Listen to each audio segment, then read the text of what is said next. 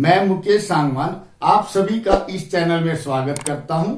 इस चैनल का नाम सोशल ज्ञान बाय एमएस से बदलकर अब चेतन ज्ञान कर दिया है। यह वीडियो इसी बात को लेकर है कि इस चैनल में हम किन बातों को आपस में डिस्कस करेंगे, आपस में शेयर करेंगे। नाम से लगता है कि ये चैनल एक आध्यात्मिक चैनल है।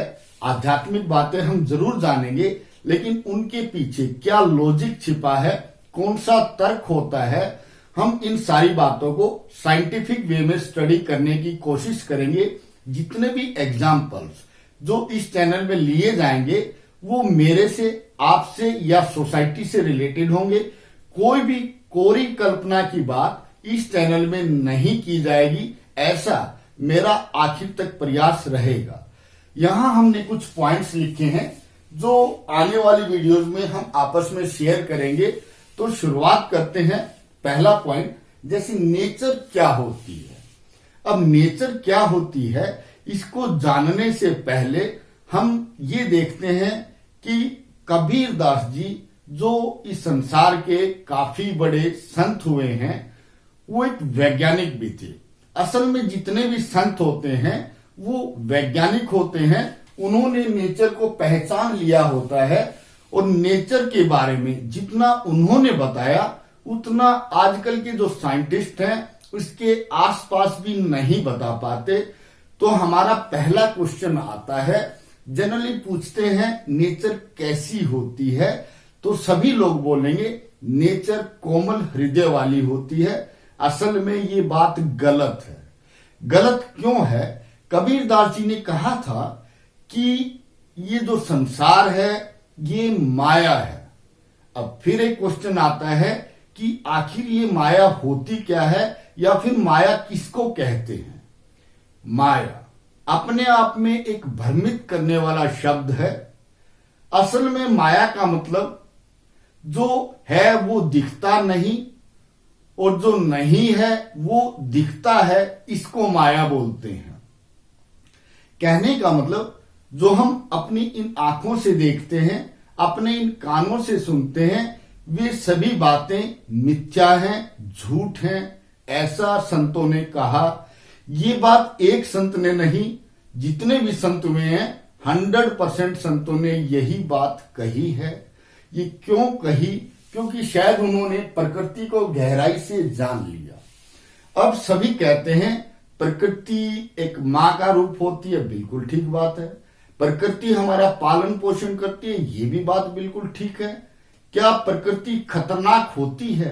तो शायद कुछ लोग ये आंसर करेंगे, नहीं ये खतरनाक नहीं होती। जब ये खतरनाक नहीं होती तो हम जब इतिहास में नजर डालते हैं तो इतिहास से कुछ सभ्यताएं अचानक विलुप्त हो गई, गायब हो गई। अगर प्रकृति खतरनाक नहीं है तो ये सभ्यताएं थी जो अच्छे से फल फूल रही थी, अचानक वो इस धरती से गायब कैसे हो गई? यानी कि प्रकृति कुछ तो है।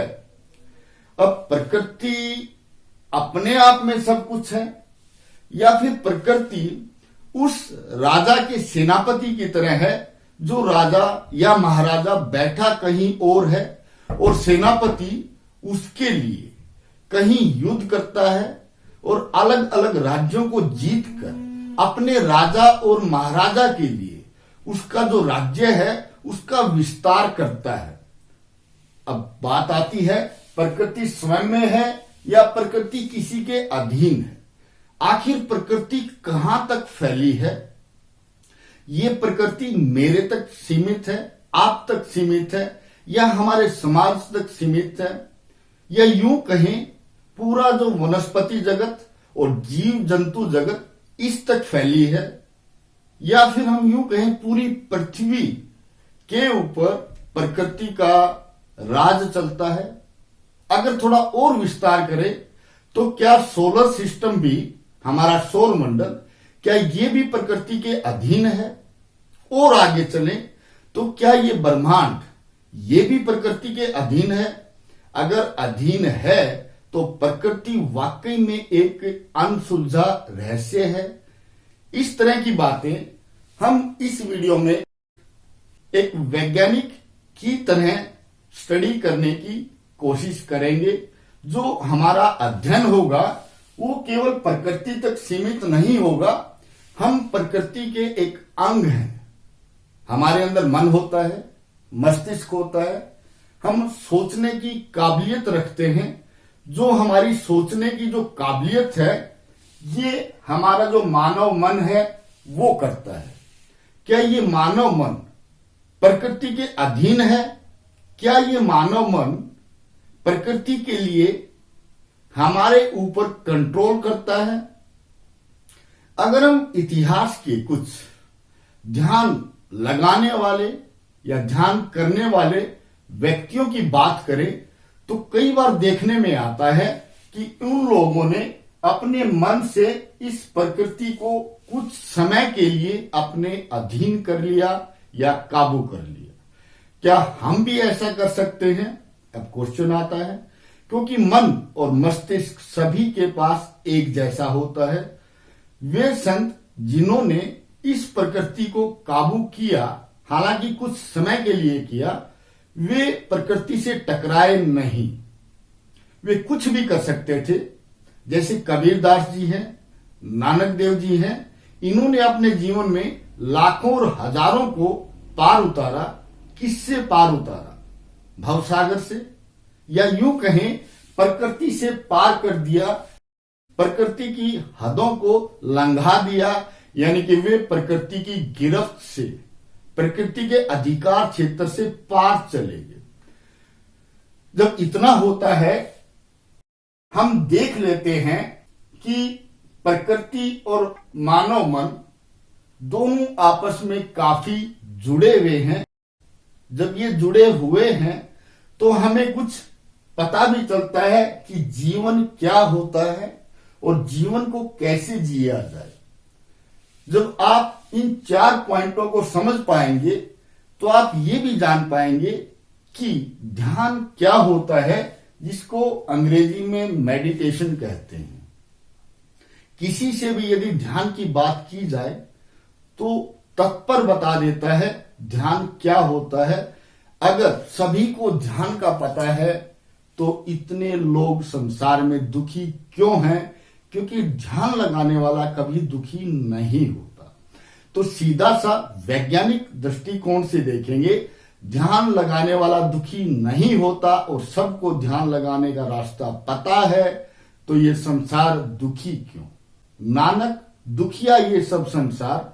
नानक देव जी ने कहा कि इस संसार में सभी दुखी हैं, और यही बात भगवान बुद्ध ने कही कि ये संसार दुखों से भरा है, इसमें जो भी आएगा वो दुखी रहेगा।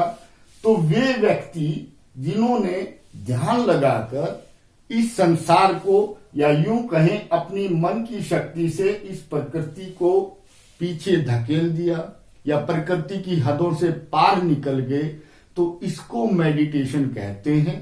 कैसे की जाती है, आने वाली किसी वीडियो में हम इसके बारे में गहराई से चर्चा करेंगे।